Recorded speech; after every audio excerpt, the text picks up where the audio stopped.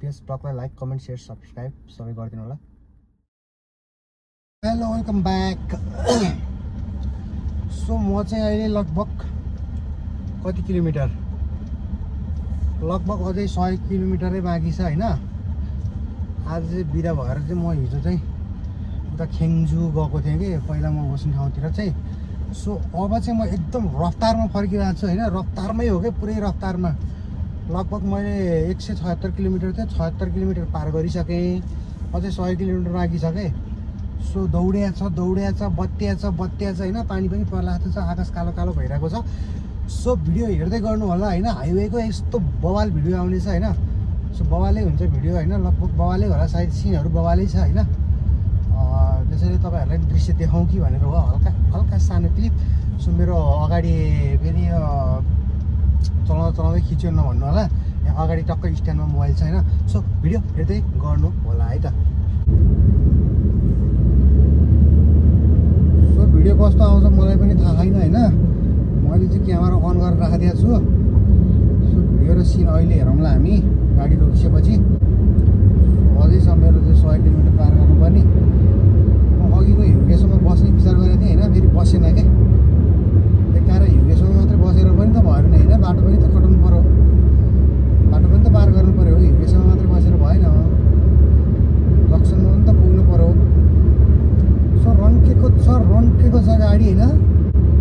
यहाँबाट चाहिँ म आन्दोङ गइरहेको हो खेङ्जुबाट होइन। सो बाटो यस्तै छिचल्दै आइयो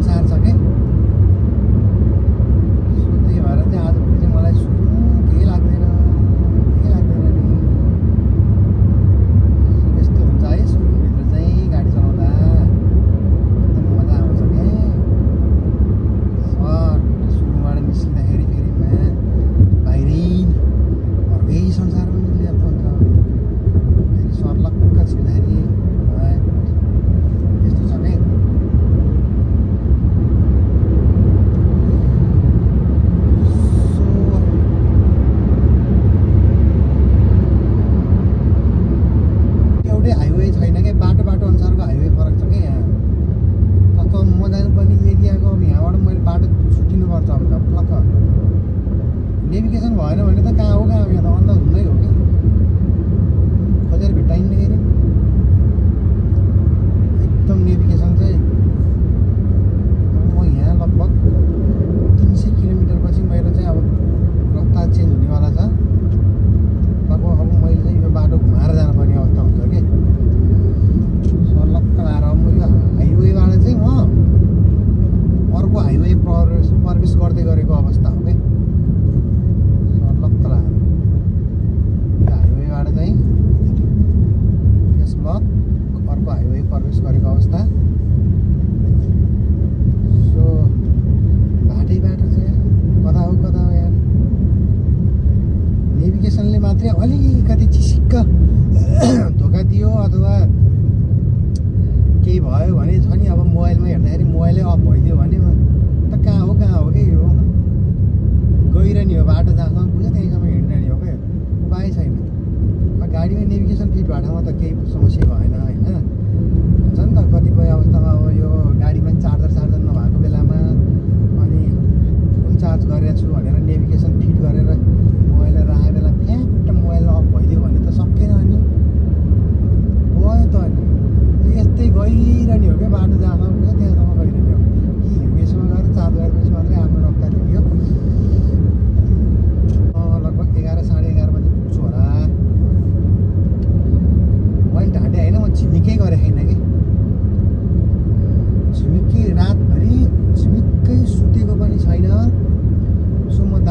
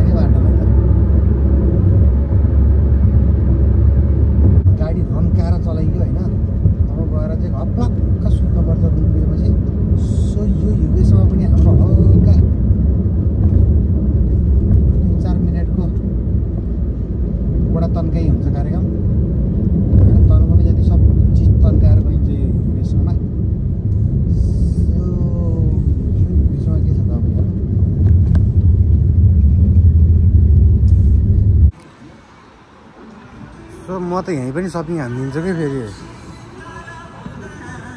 हेर्नु पर्यो के चाहिँ छ।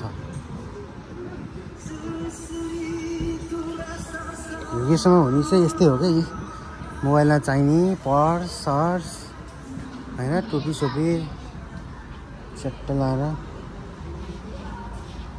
अब गर्मी आयो नि त, सर्लक्क ढाक्ने टोपी हो क्या। कस्तो खाले टोपी हो क्या यो।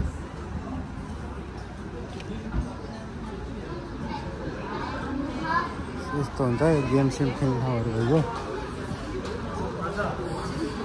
सो युगेसमा हुने चाहिँ यस्तै होइन। अब खानेकुराहरू चट्ट के खाने त मिठो स्पेसल के छ त भन्ने कुरा हुन्छ।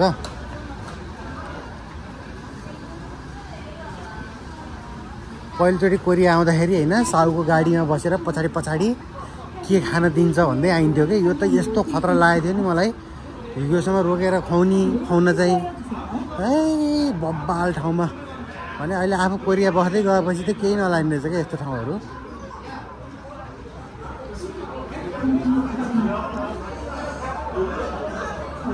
अब यहाँ पनि बसेर टाइम वेस्ट गर्ने कुरा हुँदैन। सो युगेसम्म चाहिँ मैले यो चप्पल किनेँ कि गाडी चलाउन सजिलो लगाएर हिँड्न होइन, गर्मीमा। सो यस्तो पिस ठाउँ छ नि होइन। सो मान्छेहरू अब आज के बार भयो, आज आइतबार। सो मान्छेहरू चाहिँ अब फर्किने चल्यो नि त। अब हिजो शनिबार आइतबार बिदा हुन्छ नि त कोरियामा। सो शनिबार आइतबार बिदा भएपछि चाहिँ मान्छेहरू शनिबार चाहिँ हिँड्छन् कि। अब खेन्जु सिटी त फेरि एकदमै खतरा लोकप्रिय सिटी हो नि त। सो त्यतातिर घुमेर फर्किने क्रम जारी छ गाइजदुरीहरूका होइन। सो हामीले युगेसोको पनि हल्का हेरिहाल्यौँ होइन। सो म चाहिँ यहाँबाट सिधै कम्पनी पुग्छु। मलाई चाहिँ अब निन्द्रा पनि लागिरहेको छ, सुतेकै छैन होइन। सो अब चाहिँ लगभग गइयो कम्पनी। यहाँबाट चाहिँ यस्तो बलिङ फाल्दो रहेछ क्या, त्यहाँभित्रबाट बल फाल्दो रहेछ है। आमामामा यस्तो तोड फाले नि बल। सो चाहिँ उसमा हान्ने ठाउँ रहेछ होइन। यहाँ यस्तो तोड फाले बल यो।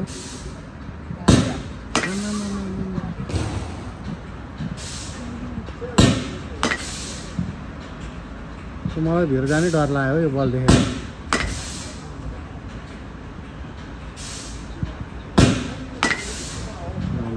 कोरियाको फेमस गेम हो नि त यो, के भन्छ यसलाई। यस्तो बल छ क्या युएसमा चाहिँ के हुने हुने। लगभग कोरियाको त युएसै एउटा घुम्ने ठाउँ हो क्या। सिधै युएसै घुम्न आए पनि हुन्छ कि। यो त खतरा पार्कै जस्तो बनाइदिन्छ क्या युएसओ पनि। आराम गर्ने ठाउँ पनि यस्तो बनाइदिन्छ कि कोरियामा त हरामी हो क्या। सकिन्न हो, सकिन्न। सो यस्तो छ भ्युज। ओ माई गॉड, यात्रा अगाडि बढेको अवस्था।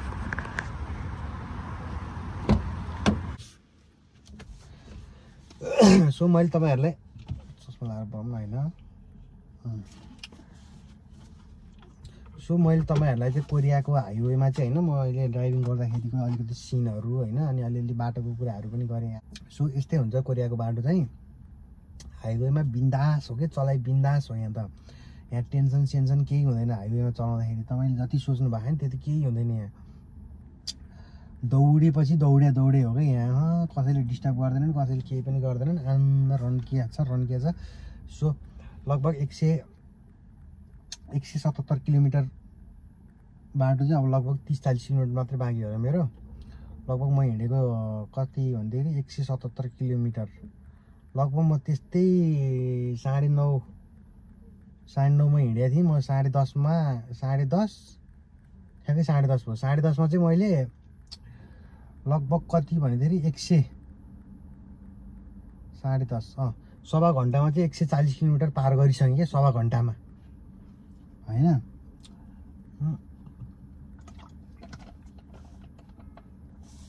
सो अब लगभग 200 किलोमिटर भनेको कोरियामा लगभग 2 घन्टा हो कि, सवा 2 घन्टा 2 घन्टा कहाँ 2 घन्टा लाग्यो नि 200 किलोमिटर भनेको कोरियामा 1.5 घन्टा हो कि 1.5 घन्टामा फ्ल्याट हो क्या सो यस्तो छ गाइज होइन अब सो आजको भिडियो हेरिदिनु भएकोमा धेरै धेरै धन्यवाद PS ब्लगलाई लाइक कमेन्ट सेयर सब्सक्राइब गर्नु होइन भिडियो आउँदैन के सब्सक्राइब गर्नुहुन्छ भनेर भन्नुहुन्छ होला होइन तपाईँहरूले सब्सक्राइब गरे पो अलिकति भिडियो हाल्न मन लाग्छ मलाई पनि होइन त्यो पनि छैन सो तपाईँहरूले सब्सक्राइब हेरेर आउनुहुन्छ मैले सब्सक्राइब हेरेर भिडियो हाल्छु यस्तै छ कि अब के गर्ने अब यो यस्तै हो अब यो हाम्रो मिले छैन कि अलि तालमेल so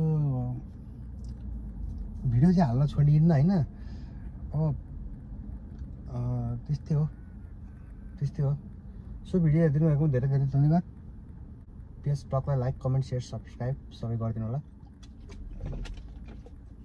by bye after long time युट्युबमा फाइनल्ली भिडियो अपलोडेड